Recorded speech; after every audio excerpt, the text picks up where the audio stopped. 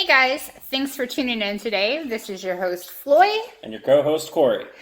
Please remember to like, subscribe, and share. We count on you and viewers like you to keep our content going. Remember to comment below. Feedback is always welcome and will be used as topics for future podcasts. So, welcome to Squirt Time, and today I'm going to tell you about the first time I kissed a man. So, this was years ago. I was 19, 20 at the time. Mm-hmm. Okay, so very many years ago. Not that many years ago. Enough to be a decade. So you were such a pup. It was adorable. Yes, and okay, as a young man who was raised without a father, I did attach myself to older men.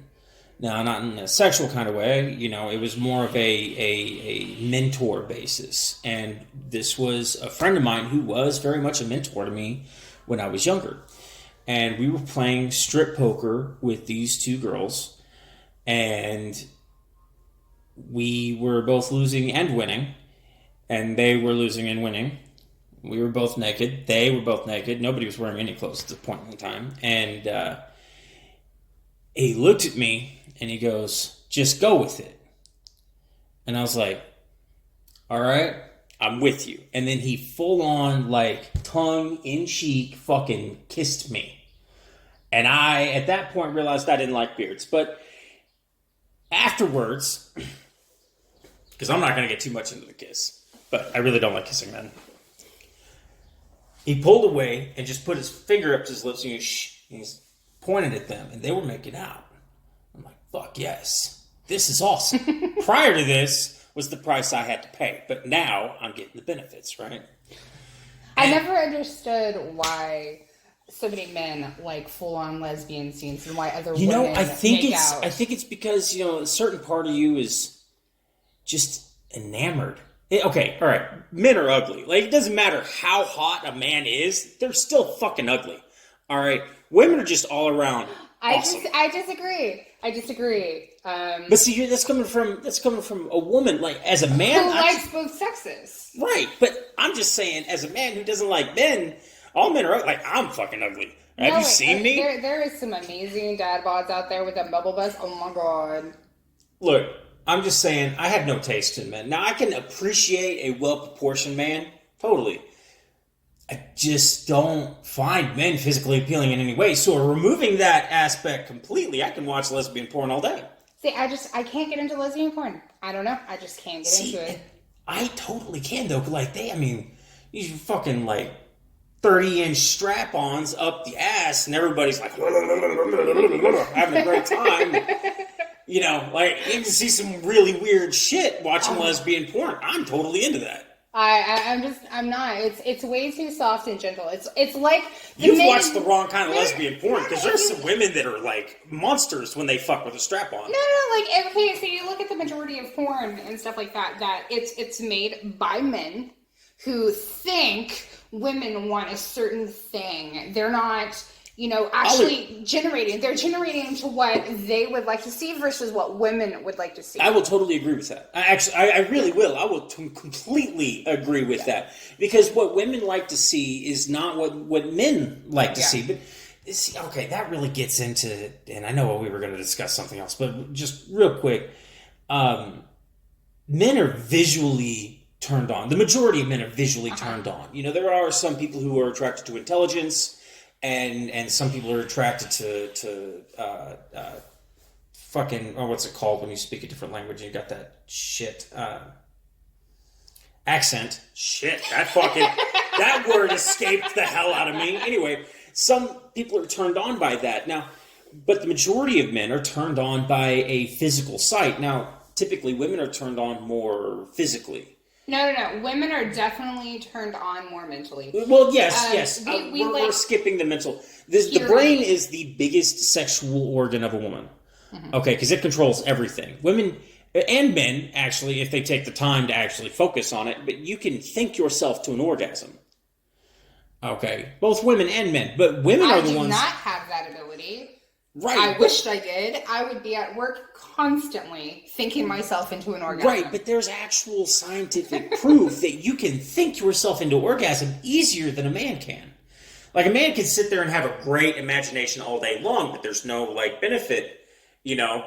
We can get there, yes, but it's easier for women to get there because you are emotionally charged and physically charged, but your emotions and your mental charge, that's what gets women going. That's why, like, when I try to turn my wife on, shit, I fucking did the dishes before coming into work today, and before I even took her lunch, and she's sitting there in the car, she's like, oh, when I get home, I gotta do the dishes. I'm like, yeah, it'd be a shame if somebody already did them. And God, the look she gave me, she's like, give me that ass. And it's so easy, though. Like, in a relationship, it really is easy to keep your partner happy. You know, just put yourself out there, do something for them that they typically have to do that they don't necessarily like to do. Like, my wife doesn't like folding laundry. So when we're home and, you know, she falls asleep, because she goes to sleep a lot earlier than I do, doing our work schedules, I'll get up, I'll leave her on the couch, I'll do the whole fucking laundry, everything, start to finish, before I even go to bed and listen to a book on tape while she's sleeping on the couch, and then I'll get her ass up and put her to bed. When she wakes up in the morning, it's magically done. Okay, that's hot for her. Okay, it turns her on. See, okay, reining it back just a little bit, since you're going off on another tangent. Yeah, focus, Corey, focus. Oh, yeah, and reining it back in, you know, I got a little rebuttal for your argument there. Go for it. Women are not so... We're not that different from men. No. One thing that I've noticed in all of my experience with men is they like very soft, gentle. They like their women to be almost nurturing. They want to be caressed and snuggled, but they don't want to admit to it because that would be toxic masculinity. Well, hold up. Okay, all right. Just pause for a second. The reason why, and you guys can hate me if you want to, I don't give a shit. The reason why I feel like men find soft women more appealing is because we don't have that. That's not something we're blessed with. Society pressures men to fucking, you know, stand up, be the pillar. You are the community. You go to work. You make that money. You take care of your family. And if anything gets in your way, you break it down because you're a man and fuck everyone else. Okay? And we're not blessed with that nurturing, and caring side of society where we're going to take care of your emotions. We're going to make sure you're healthy on the inside. No, we don't have that. So we do look for women who have that nurturing softness to them because we can be that masculine entity in their lives. And we'll stain our soul black before we allow ourselves to become any kind of emotional. And that's what toxic masculinity is. See, I freaking hate that, especially as a woman. I think that is extremely detrimental. Absolutely. You know, it is so toxic. As women, I believe that we need to raise our sons better. Not some hyper masculine, you know, have to be tough all the time. You know, we need to allow them to get into their emotions and express themselves and actually teach them how to express themselves. And, in a positive manner. Yes. I mean, even just how to cope and adapt to a wide range of their emotions. I was raised by a single parent household. My dad didn't see me since, last time I saw him I was 5. Well, no, I take that back. He did come to my wedding because I said that as an adult who has come to terms with the emotions, and he had a family after he left me and my brother with my mom, and it took me a long time to come to terms with that, but I realized that he was able to accomplish that with someone else. Might not have been me, but at least he was able to accomplish it and be good at it eventually. Well, that's good at least. And I came to terms with that. And it took me a long time. I'm not going to lie. There was a lot of my early 20s was self-loathing, depression. A lot of drugs were involved in that. Yeah. But I did manage to pull myself out of it and really focus on my own mental health. And a lot of that came from my mother. Because my mother was that person. She always raised me with the truth. She never lied to me. She still to this day hasn't lied to me. And me, I'm very honest with my own mother. I'll tell her absolutely anything because I do trust her as a confidant. And that's what helped me come to terms with my own emotions, was just being honest with myself and the people around me. That's why I'm blunt, and people don't take me, they don't take me with a grain of salt. Like, I come salted already. You don't need to put any salt on me. It's very brash and upfront. It's the same with me. It does turn people away from talking to me. A lot of people don't like me because of that, but I don't give a damn. Yeah. Because their emotions aren't a part of my life. I don't need to take care of their emotions. I need to take care of my wife's emotions, my emotions, make sure we're healthy, and then I'll go to my friends and my family. Yeah. But as far as I'm concerned, the people in my life whose emotions are most important are mine and my wife's. That's it. That's all I care about. Now, when we have children, I will have to teach them how to properly cope with things. Being angry. As a man, that is our literally like our subroutine. If we don't understand something, we get angry because we don't have a positive outlet. Now, it's not wrong to be angry. Yeah. What's wrong with anger is what you can do with it. Yes, but the fact that the majority of men know only how to, focus on two emotions, which is, sadness that's accompanies their depression. No. Sadness is anger. Sadness is anger. Sadness translates to anger. I can guarantee that right now. We understand completely two emotions, happy and angry. And when we're not happy, we're angry. Okay? And it's because, it's kind of funny. It is funny. But we're emotionally retarded. Okay? It's because that's because of the women in your life not being able to help you cope and process that. The women that raised you, up until now, we've had... It seems almost one-sided in the household. Everybody was raised, with the latchkey syndrome and stuff like that. Yes. All of these children's complete latchkeys, left to their own devices, fathers not in the home, right. Mothers pushing the fathers out of the home. Yeah, absolutely. That's actually a topic we're going to have to discuss today because of D. Yes. I agree with that wholeheartedly, but when it comes to just women... A lot of women don't realize that they are so toxic. Their femininity becomes toxic because they can't... They don't have the patience, it seems like, to teach their children how to cope with their emotions. And actually, I dealt with this really hardcore a lot, especially in raising 3 boys. I have, for those of you who don't know, I have 3 children from the ages of 11 to 15, and let me tell you, it has been a nightmare for me. Well, 2 of those are stepchildren. Yes. So I am coming into a blended family and trying to help heal not only my communication with my 2 stepchildren, but my child's communication with the stepbrothers as well as the stepfather, and trying to heal the communication between my husband's ex-wife. It's been a nightmare. Right. Hold up. To add to that, one of your kids also has autism, and the other one has oppositional defiant disorder and ADHD. No, actually, his formal diagnosis is bipolar. Bipolar. Thank you. Yes. Yes. Okay, so you not only are you having a blended family, you also have mental health issues on top of that. Yes. Now, personally, for me, I have lots of godchildren. I personally haven't, taken that leap into making a child because, I just didn't feel like I was responsible enough to be a parent. But I have helped raise children. I actually did work with kids for quite a while when I was younger, after the bullshit I was in. And I became more mentally aware of my own state. I did want to give back, and part of that was working with kids. The basis that I see, particularly yourself, is that you approach it with a calm demeanor.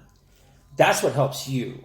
Now, I understand as a mother, you go crazy sometimes. I wasn't, that's the thing though, I wasn't always, the calm person. Actually, it's taken a very long time for me to have the patience that I have. I've had to go through some really traumatic stuff in my life just to be able have patience, but I was turned on by this author as, I think it was about 2 years ago. His name is Marshall Rosenberg. Absolutely amazing, and talks about nonviolent communication and parenting and stuff like that. The premise of it is everybody is inherently good.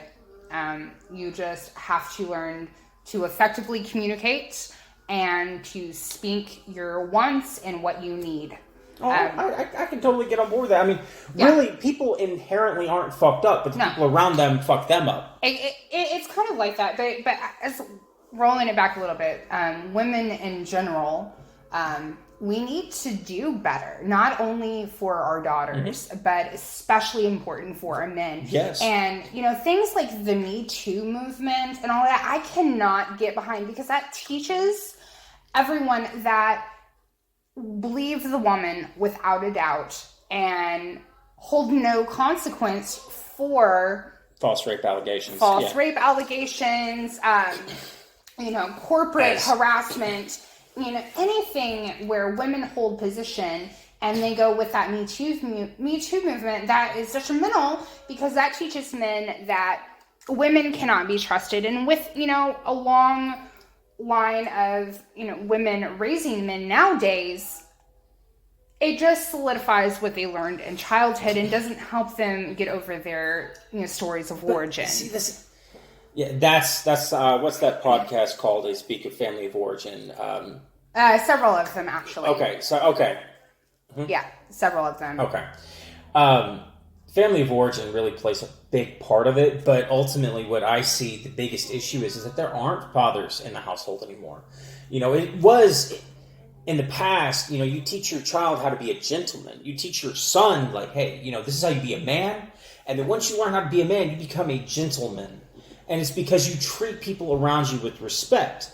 Now, without having that father in the household, and there's many reasons why, but the biggest one that I've seen today is the prison incarceration is the biggest reason why men aren't in the household. You don't have to teach your son not to rape people. That's inherent. Yeah. What you do is you teach him how to be a gentleman. Without the father in the household, and you're raised by someone who doesn't know how to be a man, doesn't understand the social niche of being a man, and they do their best in most cases. They do. My mother did her best, but she understood she couldn't raise me as a man because she wasn't one. So she put men in my life to help me become who I am. Yeah, and speaking, don't teach your sons how to rape, how not to rape.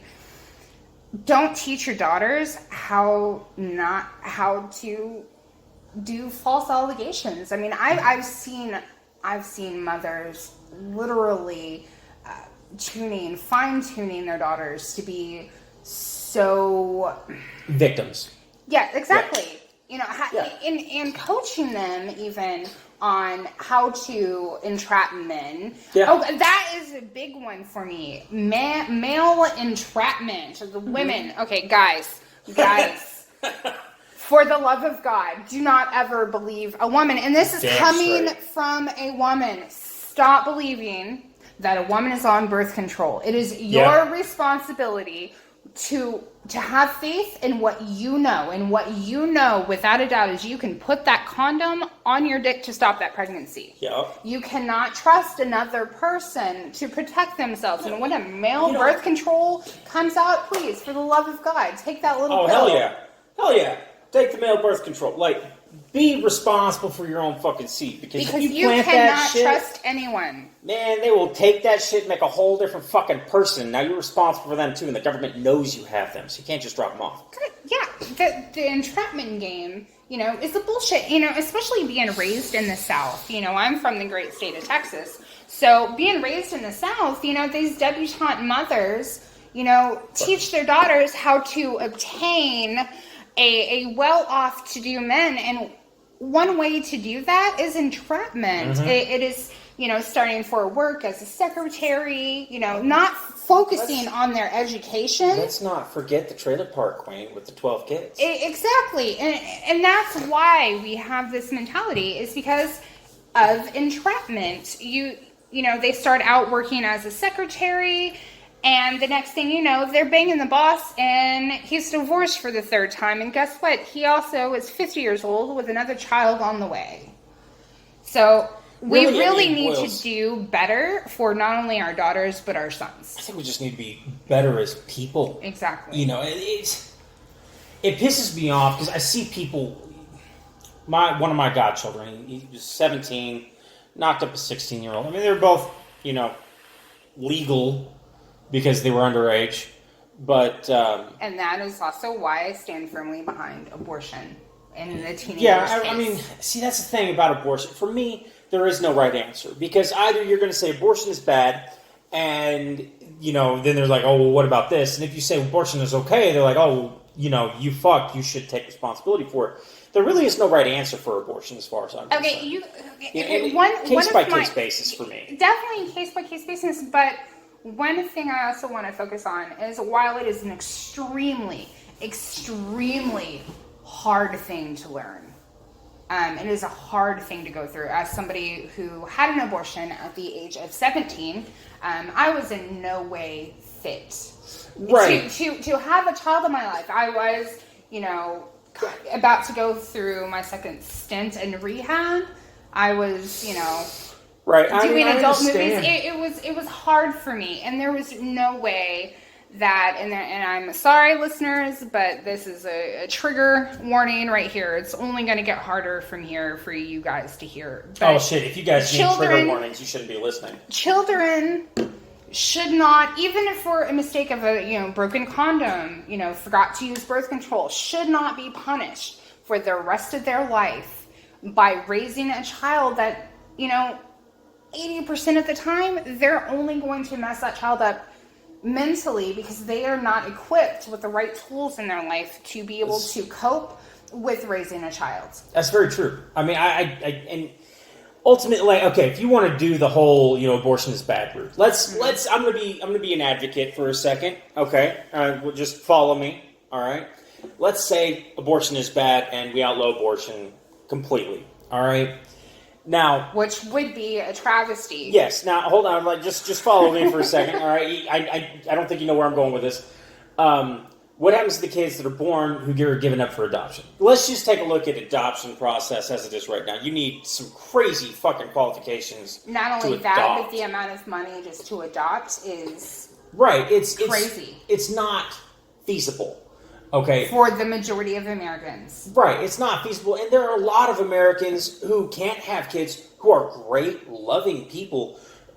Gay couples. Okay? Mm-hmm. Lesbian couples, gay men. I don't give a shit who you are. If you're willing to raise a child, take them out of that system, and give them love, affection, caring, a path that they can walk down for the rest of their life, fucking do it. Okay? If you have that ability, and I know how some people feel about abortion. Oh, they're not mine. Ultimately, that's not a child from your loins. It's not. It's a child from your heart. Okay? I've got several people in my life who are adopted. And I love them actually a little bit more than my own brother. Because I love my brother, but fuck him sometimes. Yeah, but look at all the hardships they have gone through, you know, being in the system. You know, would you wish that... And the system is not a nice place. And I wouldn't wish that on my own enemy. Exactly. You know the system, it's filled with abuse, especially on little boys. Mm-hmm. There's little girls. So much sexual abuse. You know, hold on. One thing that I couldn't get by when I was researching my topics for this podcast today was the sexual abuse with men. Women tend to come out with it, but men don't. Men don't. Little boys, they don't say anything. No, and because the it's considered weakness. It's considered weakness, and society pressures us not to be weak. We can't come out with that. No, it's not society that is pressuring you to be weak. It is definitely the women that are raising. Saying women as a society. Yeah. That's really what I'm saying. And it is. It very much is. You know, like... I know, I guess what I'm getting on with this is that women need to do better because we are toxic and we suck. So do men. I'm not. Let's just be honest here. Men need to do better by themselves as well. Mm-hmm. Okay. Now, yes, the deck is stacked against us. It has been since the beginning of time. It is stacked against us because we have an innate sense, a primal drive to protect the women and children around us. Okay, that's ultimately where it is. Now, there's some men, I'm not saying that all men have this, there's some men who don't have that, and they are your abusers, your molesters.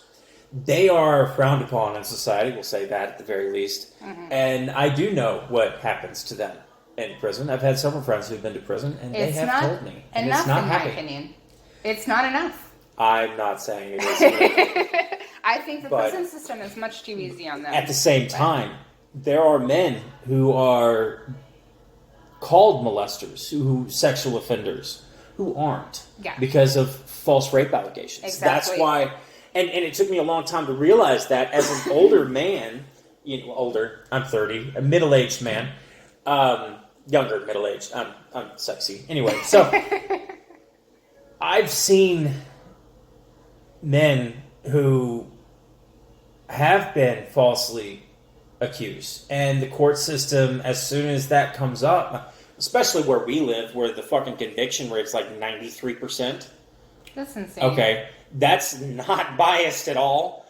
All right, that's here. 93% is our conviction rate. That's high as shit. Yeah. Because the court system is just like, oh, we'll let God fucking weed that shit out. If they die in county, they die in county. And they do. They fucking throw that shit in, and it's done. And that's if they live through that. Now, while they're out on the streets, I've seen a lot of people just disappear and find themselves in a hole. Yeah.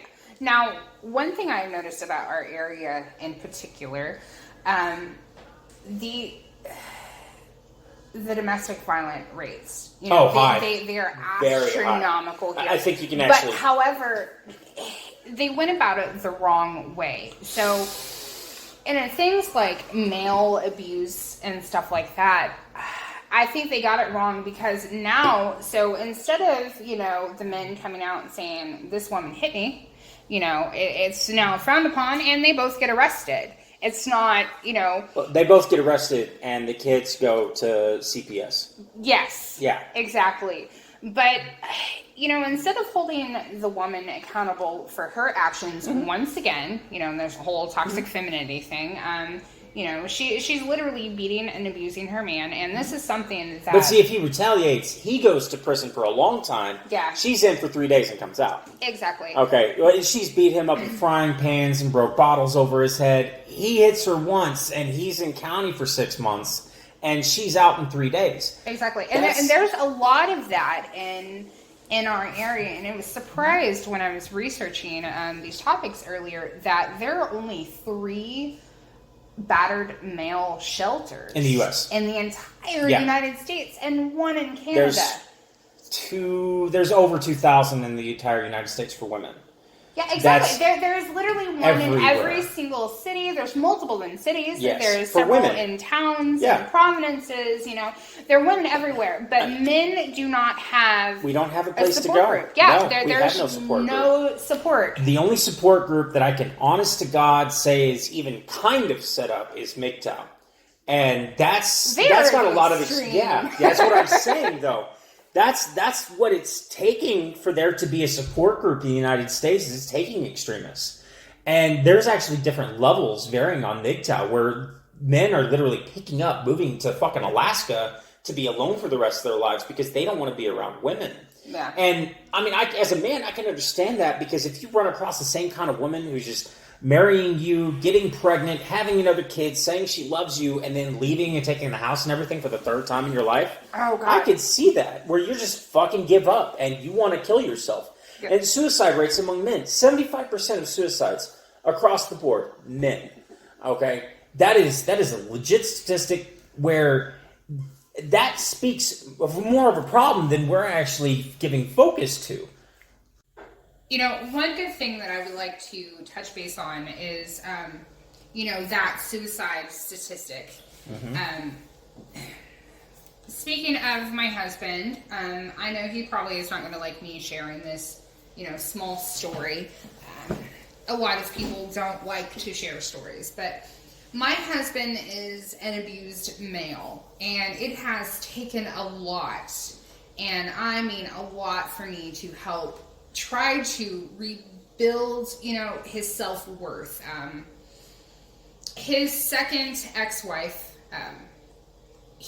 Well, his first ex-wife also, they were both abusers. So he had a really hard time in his mistrust in marriages. women. Yeah, he placed his first wife. God, I hope she never hears this, but his first wife did the whole toxic femininity and entrapment thing and locked him down with 2 children at the age of 17. Which is also why I'm so big against teen pregnancy. Not only did she entrap him, but she verbally and mentally abused him like he didn't matter. He's not a very dominant personality man. No. It doesn't make him weak. He's definitely not a weak man, but he's been beaten down so much by the women in his life, going back to his drug addict mother, that starts with it. And then his second ex-wife, where she physically beat the shit out of him daily, and he was looked down upon just for speaking out. So he kind of took the brunt of the physical abuse, put his head down, and shut up about it. And that right there, I think, is so toxic that we as a society look down upon men who are abused daily. They're seen as weak and inferior men for allowing the women to do this, but at the same time you talk to them as, women need to be up on pedestals. They have to be protected. They cannot be held accountable for their own words and actions because women are weak. They are the inferior ones. It's up to men to protect and to love and to guide them, but they don't give this, the respect. Let me interject here for a second, okay? Because this is actually a problem we've had for a long time throughout human history. As a matter of fact, back in the 1600s, let's talk about the settlement of the United States, a little bit past that. If you were caught being abused by your wife, they would actually take the man out into the middle of the village or city, wherever they were at, and they would lock him up, and the villagers and all the other people, their neighbors, would come out and ridicule him for being abused by his wife. And if he was caught abusing his wife, he would be put to death. So really what it comes down to is there was no out. For the last, however fucking long humanity has existed, man's literally been sitting here going, well, I can't make a play, because a play either ends up me being shackled and put in the middle of town being ridiculed as someone who gets abused by his wife, or put to fucking death. So really what it boils down to is there is no positive outlet for men to put themselves, to focus on. And that's why a lot of men focus on their jobs. And that's why they cheat in the end. We lose focus, we lose hope for the relationship. And that's when men start to cheat. That's when we really start to focus on other women because we hope, oh, maybe this one's going to be different. Yeah. And that's... See, I've never understood the whole cheating thing. Like, if you're unhappy, just freaking leave. Right. But see, that's from a healthy That is adult. from a healthy adult. But, the men are so freaking beaten down that they just stay. And it blows my mind. More to it than that. Like, psychologically, when men have a broken heart versus when women have a broken heart, 3 months to 3 years for a woman to get over it, depending on how severe it was. Men never get over it for the rest of their lives. And I can actually... It's been 8 years and I'm still not over T. Well, okay, yours was more of like, you missed the emotional connection. Yeah. For men, it's different. It's literally, that was our one shot that we took and it didn't pay off. And we're constantly going to be focused on that. Stop putting all your eggs in a basket. Right, and but see, you're not... Start choosing somebody who doesn't throw out red flags to begin with. I understand it. A lot of these heartbreaks happen when we're young. 13 to 18, right in that age range, is when we get our heart broken for the first time. We never recover from that. And a lot of our mistrust stems from that, where women are more mature than us. in that point in time, and they are taking advantage of that fact, and they are breaking our hearts because it's a game to them. I've never believed that women are more mature. They're just better at manipulating situations Absolutely. for their own personal gain. Absolutely, but okay, if I say women are, just as mature as men are, I'm going to be the one getting the hate mail. So just hold it. You can say it, I can't. Okay, no, women are just as mature as men. A lot of people, especially hardcore Christians, they live by the fact that somewhere in the fucked up Bible, there was something that said something about a 5-year age difference between Adam and Eve, or Lilith and Adam. Even though they were equals, but Lilith and Adam were born the same day technically. But Adam and Eve were a 5-year age difference. So that is the covenant age. The man needs to be 5 years older than the woman for their emotional maturity to match. And that is the biggest bullshit I've ever fucking heard. First of all, now, I as a Christian, read it. And there... I hate to say this, but I do pick and choose, and I'm probably not the best Christian on the planet compared to some. Not. But there are things that I don't agree with. Now there is a lot of the Bible that people go to the Old Testament like, the Old Testament says you're not supposed to follow the Old Testament. That's why it's called the Old Testament versus the New Testament. Now there's still shit in the New Testament where I'm like,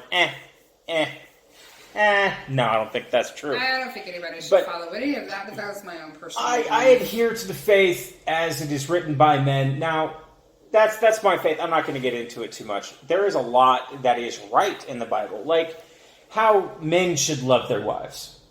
Okay, men should know their wives. They should love their wives, whereas women should respect their husbands. Also in the Bible, they should have 20 wives and 72 virgins when they die. No, that's the Quran. It's the same thing. It's just translated to a different language. It all stems from the Hebrew Bible. And it's the same religion. Hold up. What you're talking about is a transliteration. There's a difference between a translation and a transliteration. What you're reading is a King James Version, which is a transliteration. It was not translated from the original Hebrew. I've only ever read the King James Version. I am well versed in 20-something religions that are on this planet right now. Right, just hold up. I can guarantee you that a lot of the translations that you've read are not translations, they are transliterations, which means they were translated from the original Hebrew into, let's say, Old English, and then translated from Old English into Egypt, and that is a transliteration where you take a translation of a translation. And we are way off on a tangent, so let's get back on topic. Now that we've gone through that, I can guarantee you that a lot of the stuff you've read is a transliteration, which is very different. I can guarantee all of the stuff that I've read, it all comes back to the point that it is toxic. It is toxic for femininity. It is toxic for masculinity to base anything on something that was written several thousand years ago and has been translated and retranslated, and using that as an excuse to continue to abuse men. Well, we are off topic, but let me just put this in order. There's a lot that I don't agree with. Mm-hmm. There are, however, certain things I do agree with, like respecting your husband. Men understand respect better than they understand love. Just innately, it's because we're fucked up in general. We understand respect, which is why when women give us respect, give us that validation, we adhere to them and we're like, I'm your person now, it's your fucking problem to validate me. And that is so hard because we should be validating everyone in our life. Right. Every person that we come in contact with needs to be validated. Some form of validation. Whether it doesn't even necessarily have to be a comment on their looks, because God, women these days, they hate to be told they're pretty, but they love to wear things that attract attention. No, it's not because they're wrong. It's because you're fucking wrong. No, it's because the feminist movement is destroying our society, just as MGTOW is also destroying the other end of our society. I would say the extremist MGTOW. There are some of their beliefs that I can definitely get on board with, like trusting your partner. Look. MGTOW does not stand for trusting your partner. Going their own way. It is the opposite of feminism. It is the opposite of feminism, but it's also about spotting the red flags when they happen. Exactly, and I'm all about spotting spotting the red flags when they first come up. Like, things that are happening with Mr. DL. There's about at least 20 red flags that I can count daily. Mm-hmm. Yeah, and okay. All right, let's get into. All right, hold up. We are really close to getting into the actual topic that we were going to talk about today. Fuckboy culture. Okay? Exactly. Like, that's where we're at. I don't know how it took fucking Christianity to get here, but we're here, okay? We took a fucking journey. Thank you for coming with us, listeners. We're here. All right? So, on this fucking journey, we've touched on suicide rates among men. We've touched on men being raised in all-female households. Toxic households. Yes, toxic. There are women who succeed. My mother is one of them. She's a fantastic woman. My mother is not one of them. Yeah, your mother's fucking crazy. But ultimately, what this boils down, like, fuckboy culture, really, it's boys who never transitioned into men. Not only that, no, the fuckboy culture. Okay, one thing that I firmly freaking believe is fuckboy culture is spread by feminism. And whether you want to freaking believe it or not, the feminist culture is what is wrong with the majority of our society, just like MGTOW. Now that is a response. That is a response to feminism. Just like fuckboy culture is. Feminism, was a response to Christians taking away women's rights. But okay, yes, you are correct, and that is fucked up. Okay, because everybody is. There's a lot of fucked up situations, and there's a lot of fucked up things going on in society. In the '60s, feminism had its moment. Okay, it did what it needed to do. All right, and feminism it's gone still too has far its now. moment. But I think right now we really need to be focusing on society is equalizing the playing fields, not breeding extremes. What I mean by equalizing the playing fields is talking with our friends, with our partners, with our parents, letting them know our intentions, non-violently communicating in a way that allows other people to meet our needs. Because if we cannot tell somebody what our needs are, how can we expect our needs to be met by that other person? And what absolutely, it's communication. Exactly, it's absolute communication. Now there are going to be some of those that completely disregard everything. But in speaking on the terms of fuckboys and all of that culture, actually here's what I've been dealing with lately. I've gotten hundreds, and I mean since creating my new Facebook account, hundreds of men. I haven't updated anything, so it's not saying I'm married or anything. It still says single with basic information. Getting that dick pic in the DMs, is that what it is? It's not just the dick pic. But you are, though. It is a toxic response to my silence. Yeah, okay, all right. I know what your issue is here. Okay, so what's basically going on is you're getting the dick pic. You're not saying anything. That's the thing. I'm not even getting the dick pic. It starts out, the majority of men. Hey, baby, how you doing? Yeah, what's up? You're gorgeous. And then when I don't respond because, they haven't intellectually stimulated me in such a way that would garner a conversation, which DL is amazing with, by the way, but he's kind of hard to keep my attention a lot of the times. Right. But other than that, the lack of stimulating topics that they present if they want to talk to me, it's like, what are you doing? I feel like you find intelligence more sexual. Oh, absolutely. If you weren't my work husband, I would be all over you all the time. I love you, Big Dad. Yeah, thank you. Thanks. Anyway, but no, okay. I find personally, you're fuckboys. Let's just outline this for a second. Oh shit. There are so many fuckboys in our culture, and really, but they're a symptom of feminists. They're not just a symptom of feminists. I mean, yes, they are. And I can present many arguments that can steer that towards feminists. Let me finish this real quick. Okay. All right, the feminist culture is yes, it's inherently toxic now. Now, in previous years, it wasn't as toxic. You get to your 60s, 70s, 80s, 90s. They did what they had to do to get their rights. Yeah. Okay, 100%. However, at the same time, they also pushed the father out of the household where he has no business. Now it's like, oh, we don't need the father in the household. And that was their stance on it. We don't need men. And now men have no job in the household. So you do have a lot of men who are like, you know what? I'll get her pregnant. She'll take care of the kid. I don't got to fucking do shit.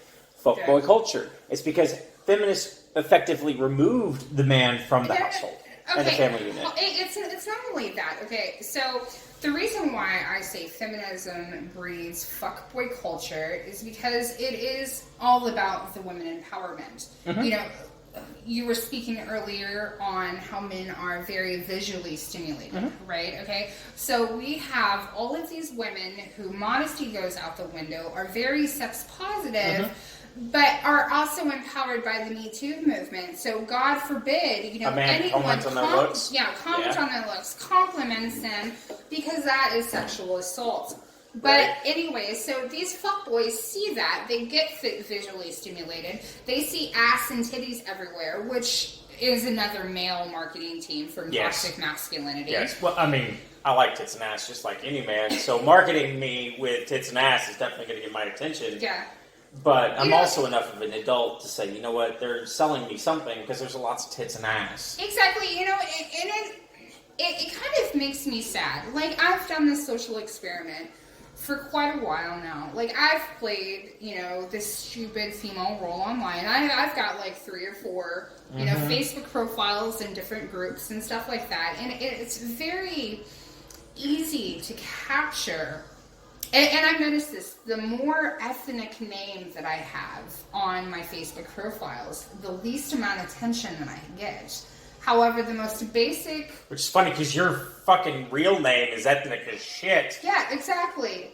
But the most basic name, one of my newest ones, Caitlin, actually, literally hundreds upon hundreds. It is the most messages I've gotten daily. And, you know, there are a few sexually suggestive photos on there. Nothing inherently bad. Maybe a little bit of cleavage. But that's about as hardcore as it gets. It's not even tits. But it's like the intensity that these messages come in. And I was actually sharing with my DL some of the messages that I've gotten. And those were the more lighthearted messages. One of these thought it would be very interesting just to insult me. Like, completely insult me and call me. We were actually in a conversation. He responded to one of my posts about missing powerlifting during this COVID crisis that's going on. And for those of you who don't know, I'm a really big gym enthusiast, powerlifter. I love the gym. I eat, sleep, sweat, iron. You know, it is my life, and it is because of my past addictions that it's helped me focus on having healthy. Yeah, you're looking for the reason. Anyway, so it's, you know, just missing the gym, and he thought it was, you know, about something else. I'm not sure what it was. And I was like, oh, my gym post about me missing the gym. And he comes back and says, oh, you lift weights? I was like, yeah, I'm a power lifter. You know, I help train Special Olympics and other clients, you know, on, you know, powerlifting in a healthy way. Okay, so for those of you that know, or even that you don't know, I work on occasion with Special Olympics in helping train powerlifting. I work in their nutrition side of things. I'm all about nutrition, and that is my passion in life and how I wake up daily. Right. And for those of you who don't know, my day job is being a diabetic and causing my coworker to piss in vinegar and come after me constantly because I like donuts. And So yeah, you know, and just by mentioning that, he goes off on a tangent and thinks, you know, it's okay to tell me that I look like a pussy. I'm like, okay. And that's my only response is just K. When I don't like something, that's the only response you're going to get out of me is K. And all of these fuckboys get that. All right. First of all, you are a fully functioning adult. Yes. Okay, I'm a fully functioning adult. Yes. We function independent of other people. Okay, that is not something that's very common. Okay, but like let's get the social experiments though. Right. Social experiments aside, fuckboys. All right, when you have those guys who get into your DMs, these are men. They're not men. They're boys who never transitioned into men, who have constant rejection, and they're like, oh, I've been rejected another time. I've been rejected another time. These are the guys who are going to be on Facebook, fucking putting out, still alone and single. I want Mrs., last name here. Like, I can't wait for the future to meet my special someone. They'll usually be like the pity poor me sob story bullshit. I've actually had to remove a few of my friends on Facebook because I couldn't take it anymore. That's awful. And that's typical. And these are the same guys, nice guys. Nice guys. They are fuckboys. And nice girls. Yes. That's nice girls. That's a whole fucking thing. Different ballgame. r/nice girls on Reddit. You'll thank me later. But your nice guys are fuckboys. See, they think, exactly. Oh, well, I'm a gentleman. I held the door open for that one lady that one time. She should show me her pussy. Like Tubbo Couch. Right. And that was hard to deal with, Tubbo Couch. Yes. And the fact that I know exactly who you're talking about, that's the first time I've heard his nickname, that really says a lot. Yeah. Okay? He's so angry because he's not getting female validation. Right, but see, this is a guy who never tried. He's a guy who never tried to change how he was seeking female validation. Or try to, improve his personal well-being, right? His mental health, his physical health. Physical health. Okay, like I might be diabetic, but I'm also consistently losing weight, taking my medication on time, and yeah, I have fuck-ups just like everybody else, where my blood sugar does get out of whack, but I am consistently moving towards my goal. Yeah. Okay, there was no goal. His goal was to sit on the couch, play video games, and not do anything all day long. At least when I'm home, I am active and cleaning, and I do exercise, actually, at the house. Yeah. I don't know if you know that, but I do exercise, and, it's helped me regain my health.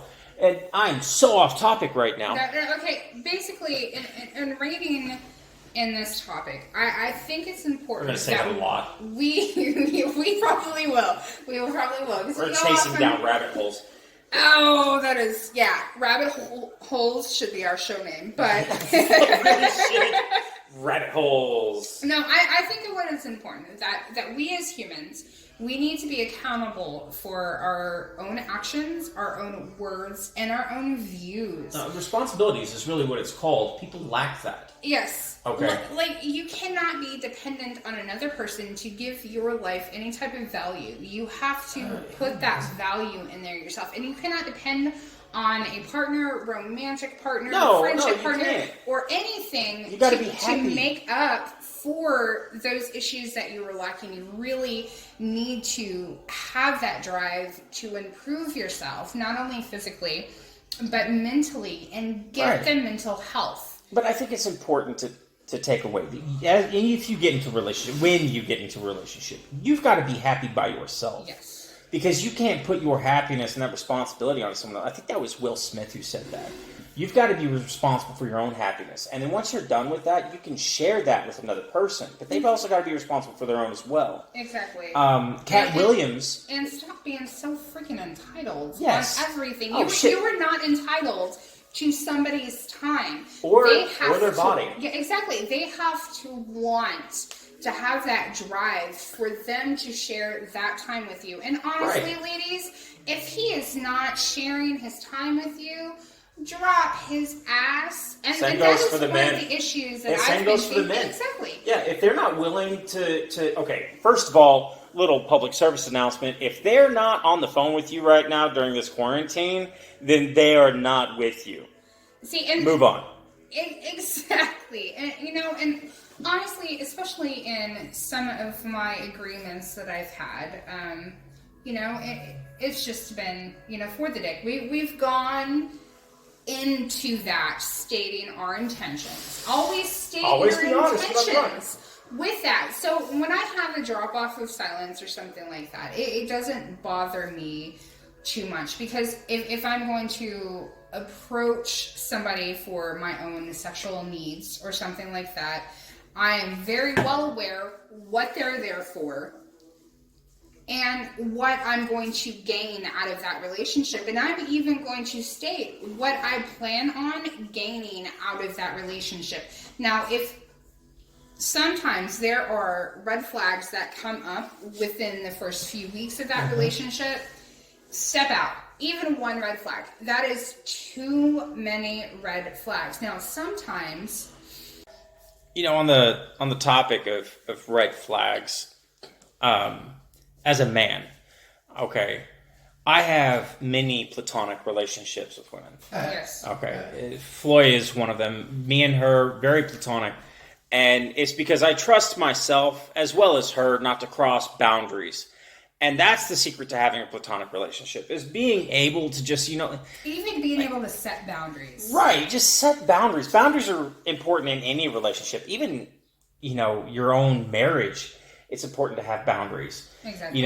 I'm never going to yell at my wife. I've never yelled at my wife. I think that raising your voice means that you lose the argument before it's even happened. And it's about talking about the issues. It's not you versus her or her versus you. There is no versus, okay? It is you and them. With your equal partner. Versus the problem. That's it. It is together. And it's always going to be together. And if you are focused on your relationship and you're really putting your effort into it, then you will come to a conclusion for the problem. Now, if you caused the problem, take responsibility. Be like, you know what? Yeah, I fucked up. My dick came out. We slept together. I'm sorry. I hope that we can rebuild trust in the future. I understand if you don't want to be with me anymore. Take responsibility for the action. It's not even apologize, because cheating is a very that thing. is a conscious thing. Yes. Now if you're drunk and you fuck up, you're drunk. You probably shouldn't have been drinking with someone that was still no excuse. Right. I'm not saying it's an excuse. I'm saying that if you are drunk and you sleep with somebody, it's because you're drinking with the wrong people. Okay. That's really what it is. If you're going to get drunk, go there with your spouse, okay? That's the easiest way to do it. You can't tell me to get drunk and go there with my spouse, because that's last time. An orgy happened. Yes, but you and your husband were polyamorous at the time, so that wasn't an issue. Okay, what I'm talking about is in a relationship like mine, okay, where we are both very much monogamous and very much committed to each other. I'm not going to go drinking without her. And when I do go drinking without her, it's with the guys. But I'm never going to drink to the point to where I'm fucking stumbling and falling over myself and shitting my pants. All right? There is a limit. And you got to find your limit. And if you're an alcoholic, get help, please. First step is always admitting that you have a problem. The second step is finding a solution.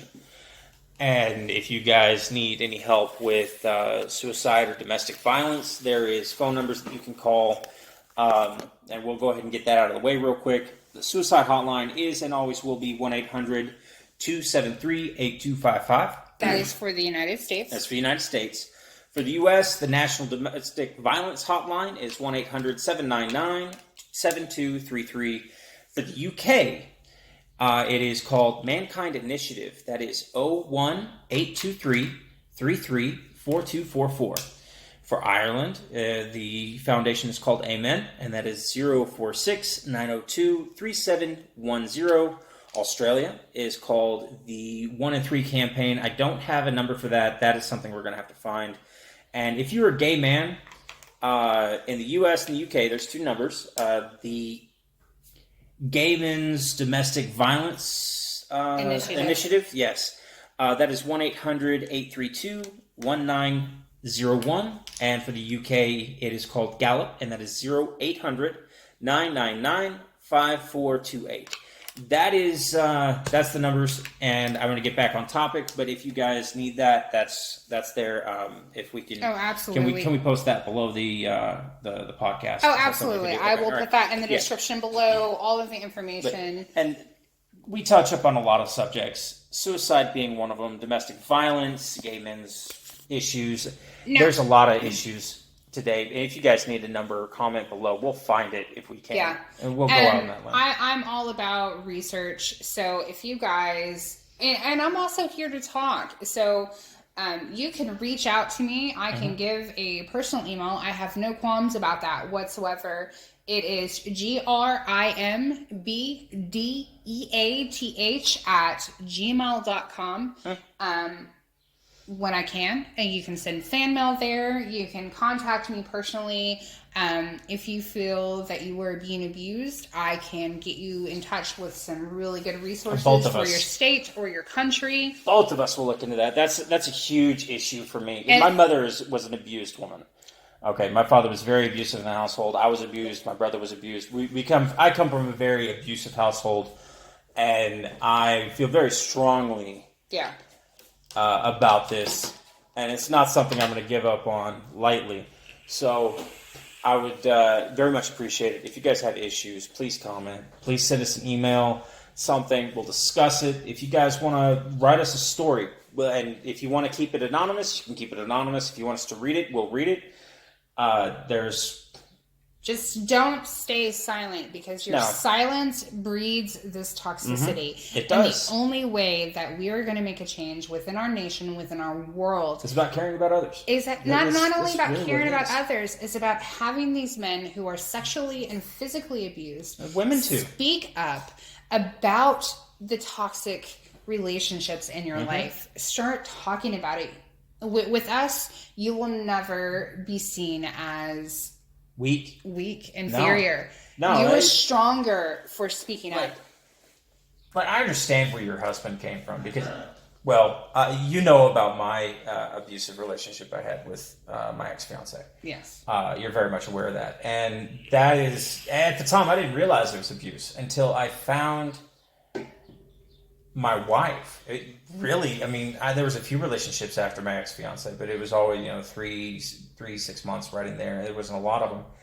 And when I found someone who was willing to validate my own emotions and keep me sane, I was willing to commit everything to her. And that's really what it boiled down to, is that I will take the time out of my day to do absolutely anything that she needs or wants, because I know that emotionally, I've never been validated by another person like the way she validates me.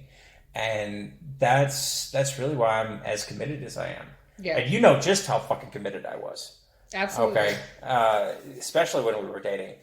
That was the cutest thing I'd ever witnessed, you guys dating. Your nerves were amazing, but... Yeah. But see, that's the thing, though. Like, I was willing to learn from my experiences through relationships. Yeah. And we're going to touch back up on the subject, but fuckboys and the nice guys, I really feel like they're the same thing. Yeah, they are.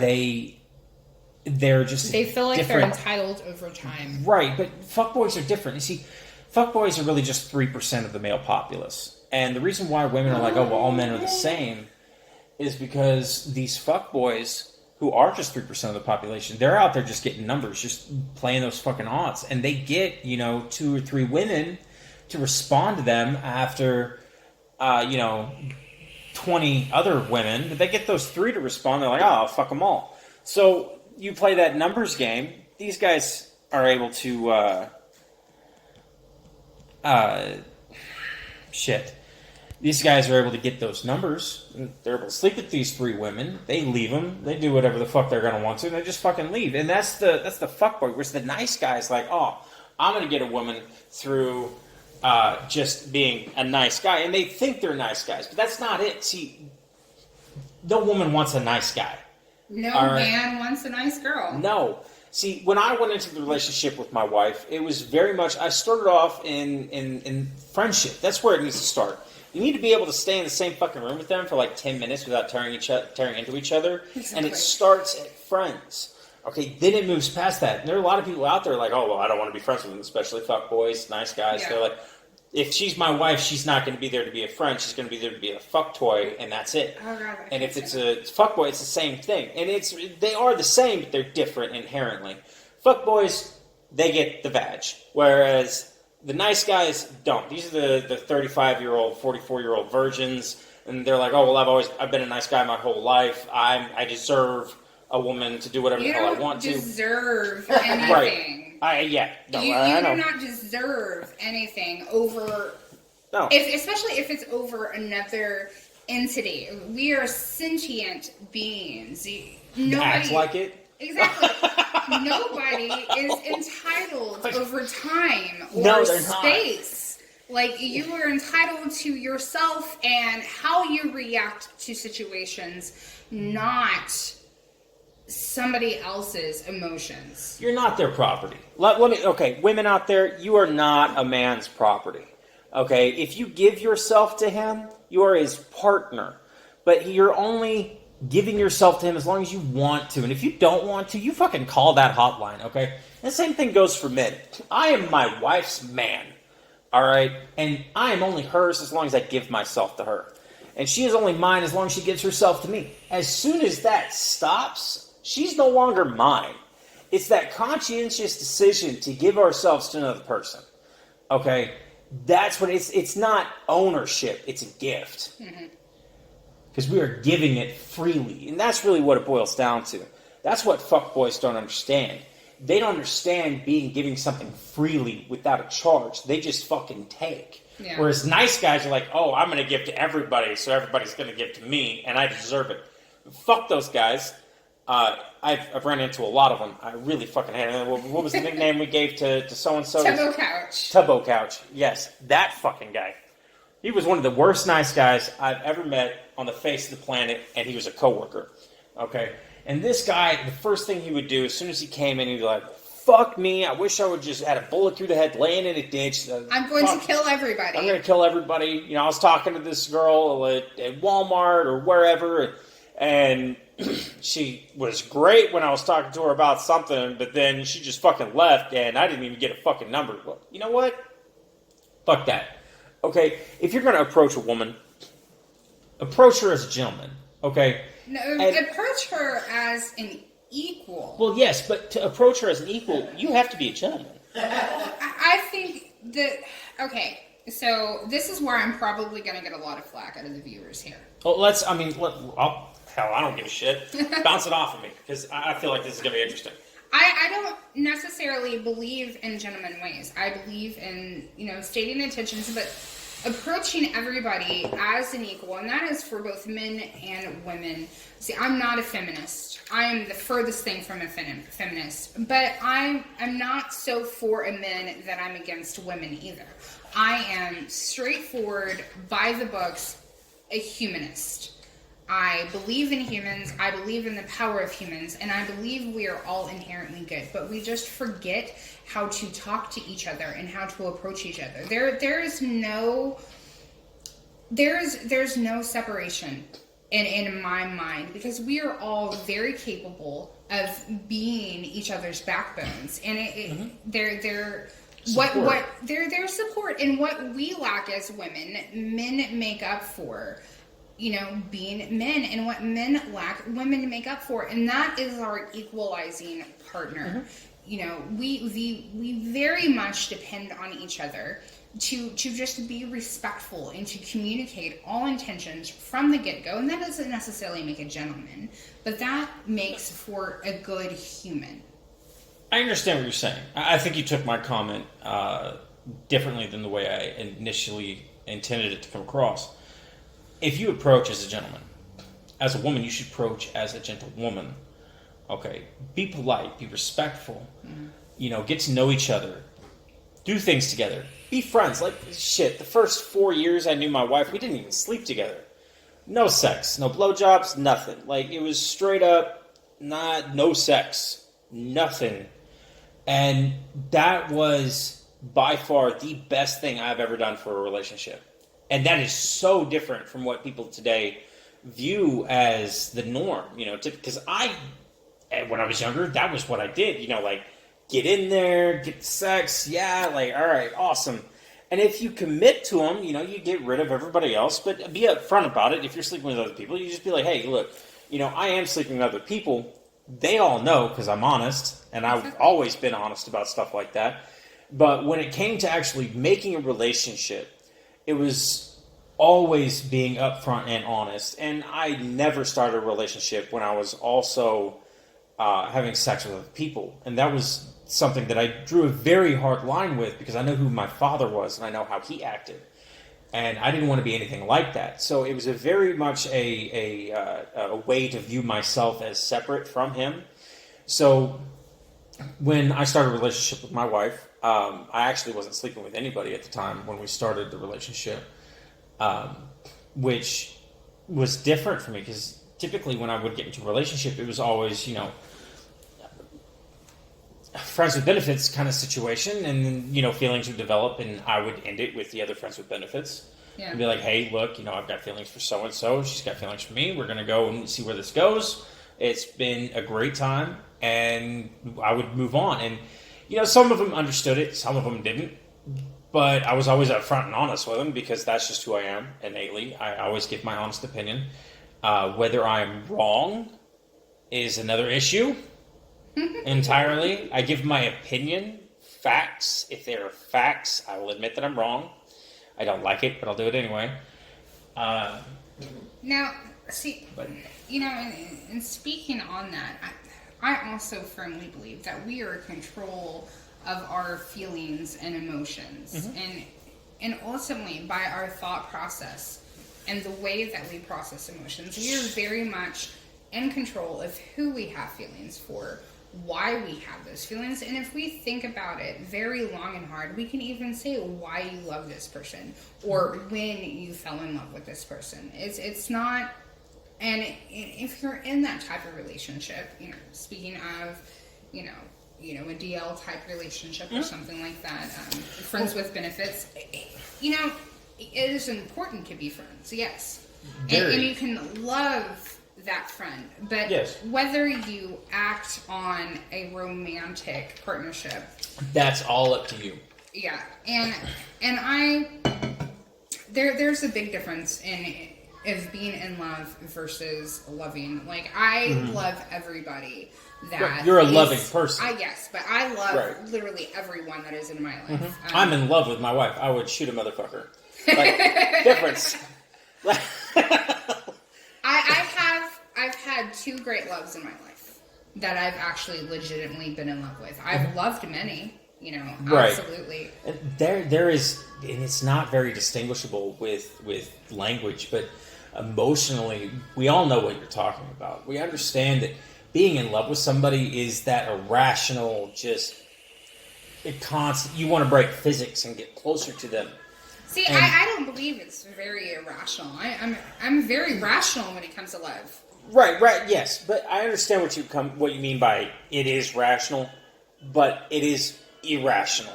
It is a irrational rationality, a paradox. Okay? It is paradoxical, which is why we get drawn into the fucking argument in the first place. It's because we understand that we love this person. We understand that we're in love with this person. Do we necessarily know why? Typically, we don't. I fully understand why. Like, my husband, I actually remember the moment that I fell in love with him. And I fell in love with him because he was more concerned about my son. This is back when we were dating. My son woke up crying, and he was like 3 at the time, right? And I didn't want to introduce him, but we had been, in a sexual place. I threw on my robe, I came in, and he's absolutely covered in hives, and I took him straight into the bathroom thinking he had an allergic reaction to something, started washing him down head to toe, giving him Benadryl, and I'm trying to secretly scoot my husband out the door, and, boyfriend at the time. Yes, yeah. Boyfriend at the time. Trying so he doesn't, see my son, or my son doesn't see him, kind of thing, and, he stopped in the middle of everything, left the house, and he texted on his way home his concerns for my kid. And then a few days later, I was actually indisposed. I couldn't get to my son quick enough, and he was willing to drive all the way, 45 minutes away. He drops everything. Yeah, he drops 45 minutes from everything that I was doing, and completely comes to my son's aid. I called the school ahead, let him know what was going to be happening, who was going to be getting him, and he literally just picked my son up and took him home and comforted him until I can get home. And that is really the moment. Even now, I can kind of see a little bit of tears coming in. Like, it really hits you emotionally. That is the moment that I knew without a doubt is that he would be an amazing father. Mm-hmm. And that is when I fell in love with my husband and why I fell in love with my husband. You know what he could be. You saw his potential. Exactly. There's a lot to be said about that, and that is important. Yes, it is very important to be very rational in love, because with irrationality, you do the crazy shit. You will stab a bitch for call your mom a cunt. You bring out the crazy aspects. You don't want to have parents being called a cunt, but you want to be very rational and set of why you love somebody. Set your intentions of what you're going to be with, and just accept that you have zero control over another entity. Mm-hmm. And really, you're absolutely right. I think that is an amazing stopping point for here today. There's so much more I could say. I mean, I know we wanted to talk about fuckboys, but I feel like we have literally hit on just about every other topic more. Yeah. More than fuckboys. It's just basically don't be a fuckboy. Just don't be a fuckboy. But I mean, always come with pure intention. Just be a decent fucking person. Okay, how hard is that? Exactly. You know how much I fucking bitch about that? I bitch about that because when you're driving, don't cut somebody fucking off. Right. Be a decent fucking person. Now, if it's an accident, it's an accident. But just be a decent fucking person. Exactly. Shit. If you've got a kid, you shouldn't be doing drugs. Now, if you don't have kids, I don't give a fuck what you do. You can do meth, fucking cocaine. Don't get anybody pregnant. I don't give a shit. But if you got kids, if you got kids, fucking dedicate yourself to, because you brought them into this world. You got to teach them how to be a decent person. That's it. Anything past that is a bonus. Okay, if they can read, bonus. If they can fucking deduce the fucking, weather by using their hands and some magical shit, bonus. But you know what? At the end of the day, if they're not a decent person, you fucking failed. Exactly. If you're raised a fuckboy, you have failed. If you raised a nice girl, you have failed. If you've raised an abuser, you have failed, because you have not taught your children how to cope and how to process their emotions in an effective way to be able to say why they need something. That is very accusatory. But at the same time, there's a lot of societal pressure that forces them into those corners. Mm-hmm. And it is definitely on the parent, but it's also on society for allowing it as well. And for not admonishing that, in man culture, like if you're fucking more than one person at the same time, high five. Yeah, in women culture, it's... Right, it's like, oh, you fucking dirty whore. I'm such a slut. I've been called a slut at least 14 times today. Yeah, you know what? Fuck them. That's really alright. Like, I don't give a shit.